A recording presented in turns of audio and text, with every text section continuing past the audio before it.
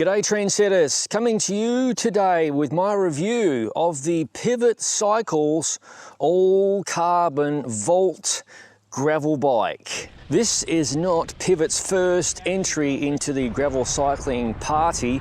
I was fortunate to review the preceding Pivot Volt, a bike I absolutely loved, and a bike that was fitted with an early version of Shimano's GRX Di2 11-speed. I have reviews of that Volt and the GRX Di2 11 and the latest 12-speed GRX Di2 variant linked in the description below. With this latest variant of the Pivot Cycles Volt, Pivot has adopted what the industry likes to call progressive gravel bike geometry.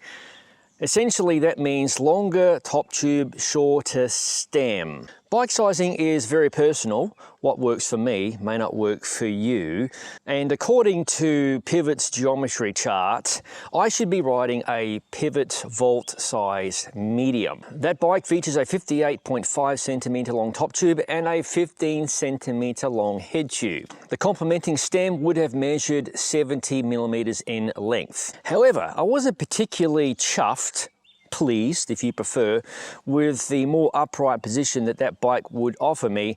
So I worked with Pivot to set myself up riding a size small. Many thanks to Pivot for accommodating my request. That means this size small with its 55.5 centimeter top tube and a stem measuring 100 millimeters fits me. Well, I believe I'm pretty well dialed into this bike. Now, this is not a configuration you can purchase direct from Pivot Cycles. However, your Pivot dealer is more than happy to work with you on sizing a Pivot Volt to your specifications. Just keep that in mind. Pressing ahead with this dialed in Pivot Cycles Volt, the bike itself is available in two liveries. You have a choice of this murdered out all black look, it's a matte finish, or another matte finish, but in a lightish green color. Either way, both liveries are rather understated, sans logos splashed all over the place. The frame and fork are both carbon, namely Pivot's ultralight hollow core carbon fiber technology. What a mouthful. Tyre clearance is set at 700C by 50mm and the bike arrives with a plethora of mounts. You receive the typical mounts you would expect on the down tube and seat tube for your bottle cages, and atop the top tube, one of my favourite places to mount anything really, a bento bag, top tube bag, or in this case, that fantastic dark Speedworks bag. Love that. That is my go-to bag, handmade in Chicago, Illinois. Check them out. The link is in the description below. Continuing with the mounts, Pivot Cycles has included the rather popular beneath the down tube mount, an area of the bike I like to call the cow catcher position for obvious reasons. Not a place I'll carry a water bottle, but it's an option for you regardless. The mounting madness doesn't end there. There are fender mounts, front and rear, and the frame has what we would call adventure-centric mounts for carrying bags. Those mounts are positioned beneath the top tube. Of interest, there are no fork mounts, which is a bit of a head scratcher considering Pivot opted for mounts beneath the top tube. The down tube also possesses a feature Pivot calls the tool shed. It's an internal storage solution. You simply slide open that little lever and the front bottle cage mount pops off to reveal in-frame storage. You can store whatever you like inside there. Spare tubes, some tools, some Tim Tams. Oh, I would murder a packet of Tim Tams right now, or even a Vegemite sandwich. Isoflex continues in this next generation of Volt, which is Pivot's design for isolating the seat post from the frame. That isolation happens via the inclusion of a rather simple rubber insert, conveniently sized at 27.2mm. Thus, a ton of round seat post options are going to work, including a dropper seat post if you desire. Glancing at the front end of the bike, you can see there are no hydraulic brake housings to be seen anywhere. This is a fully integrated build. However, you are not locked into this type of cable management. Pivot has thoughtfully included cable ports just behind the head tube to allow you to run a semi-integrated configuration. That means you would have exposed cables around the front of the bike and the rest of the housings would run inside the frame. That's a nice touch. It's undeniable these integrated solutions really look nice, but they can be a right pain in the ass when it comes to maintaining your bike, change your headset bearing, etc. A semi-integrated setup is my preference because my riding speed isn't bloody fast enough to be taking advantage of the marginal gains offered by a fully integrated front end. Bottom bracket standard on this Volt is the BB386 EVO. Nowadays, if a bike isn't fitted with English thread or T47, which is a really big thread, the bottom bracket gets a little bit polarizing. Not everybody buys into this type of design. However, I can attest this bottom bracket has been creak, squeak, etc. free for many, many miles, but it's food for thought if you're considering this bike for purchase.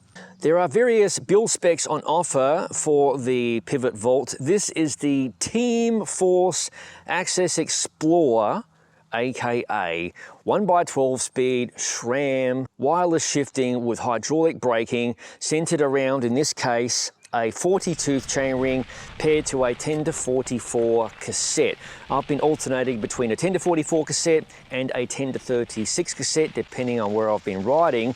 Either way, this group set is absolutely fantastic. I have a review linked in the description below. With that said, you are not locked into a one-buy build. Granted, the pre-built builds currently available from Pivot are all one-buy, but should you purchase this frame and fork separately, which I believe is an option, you can of course build it to your heart's desire with 2x, etc. The supplied wheel set on this bike was originally spec'd as the Reynolds ATR-X. Hold that thought for a second. Here we go, let's balance them right there.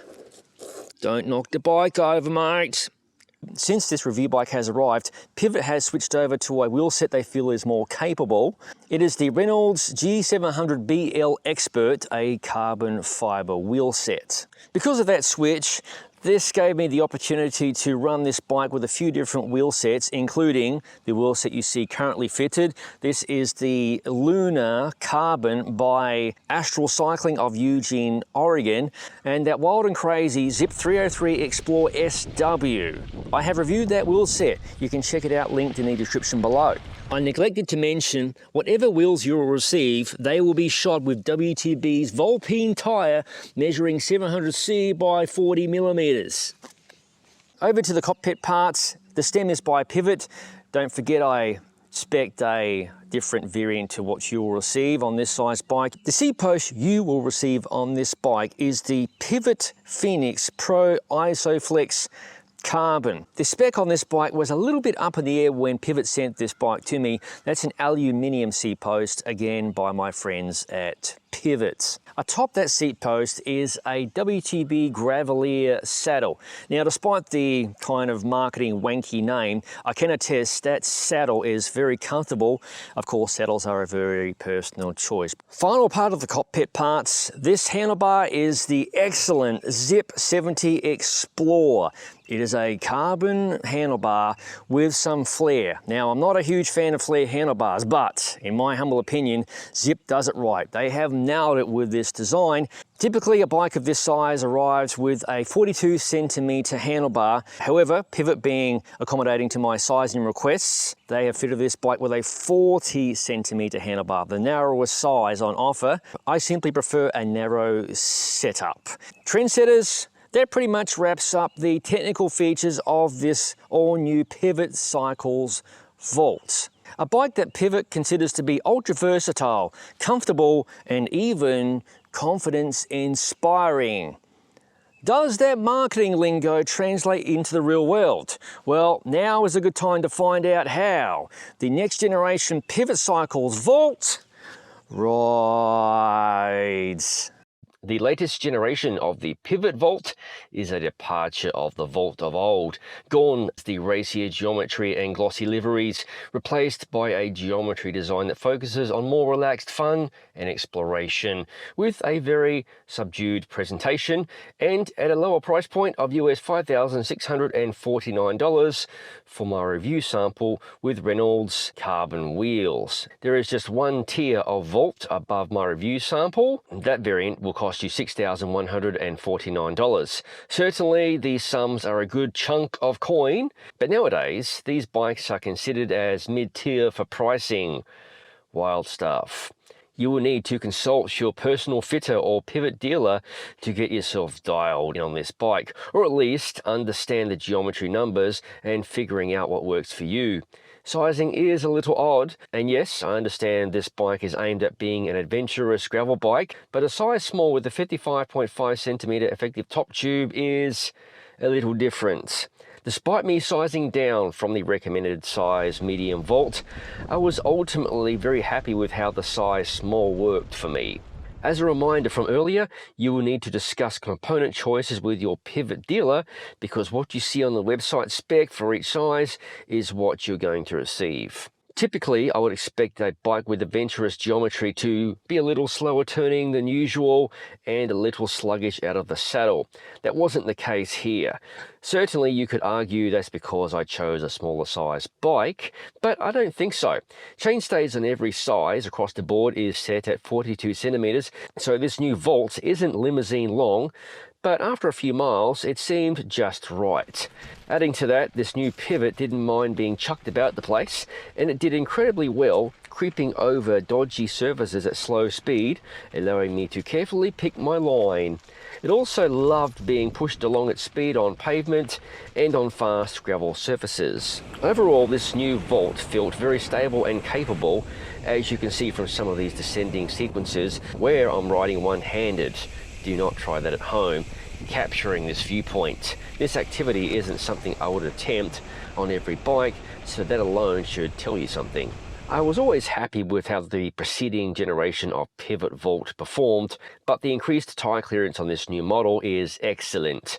The combination of pivot's simple Isoflex system and a good amount of seat post showing are likely helping with the bike's ability to absorb a decent amount of the smaller bumps, but there may also be something happening within this frame's carbon layup.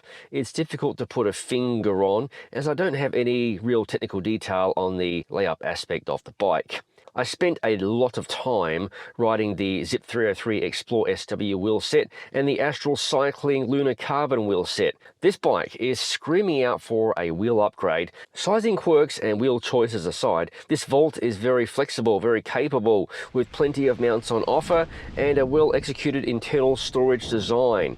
I love the option of building this bike with a semi-integrated front-end configuration, which will please many riders. The new Vault is a very good all-rounder, possibly what I would consider a true all-road bike for any road, paved or otherwise, and with fabulous tyre clearance. Finally, whilst the new Vault isn't a stunner of a bike aesthetically, it's something different from the norm. Another reason this model and brand could be worthy of your consideration. Learn more at the Pivot Cycles website. Rightio trendsetters, that wraps up my review. I sincerely hope that my review went some way into helping you make an informed purchase decision, because let's not kid ourselves here. At the time of this video, there's an absolute ton of gravel bikes available for your purchase pleasure. As always, thank you for watching. If you haven't already, please consider subscribing to the Gravel Cyclist YouTube channel for real world, no bullshit gravel bike reviews such as this one. Other product reviews, ride experience videos, and one of my favorite things in life really, general madness. What's happening here? Why so excited? Oh yes, the pool guy just visited. You want to kill him?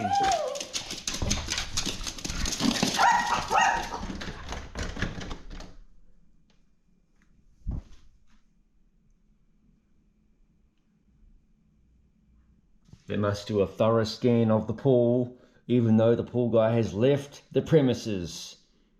What the f am I doing with my life? Oh yeah, I just recalled. It's pretty bloody awesome. I'll see you in the next video.